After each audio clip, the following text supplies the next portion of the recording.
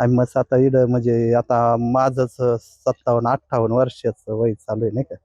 आता आमचे घरकुलं होता होता असे आमचे जुने पाणी मरून गेले तरी अजून काही घरकुलं काही झालेले नाही तिथं नाही का. काय तेव्हा आमची तेवढीच अपेक्षा आहे का बा इकडं आमचे काहीतरी याबाबत तुम्ही नगर परिषद मध्ये मागणी करता का घरकुलाची? मागणी केलेले आहेत पण मग आमचे मंजूरही होऊन आलेले आहेत पण मग ते आम्हाला जाग्यावर पाहिजे ना इकडं. हा. आणि मग ते काय म्हणते ज्याच्या त्याच्या वावरात काही होणार नाही बा असं नाही का असं मग या काहीतरी. संदर्भात तुम्ही नगरसेवकांना भेटले नाही का? आम्ही काय आता ते येतेच नाही एकदा 5 वर्ष झाल्यावर नाही का. मग एकदा निवडून निवडून गेल्यानंतर नगरसेवक आलेच नाही. मग येतेच नाही परत कोणीच इकडं.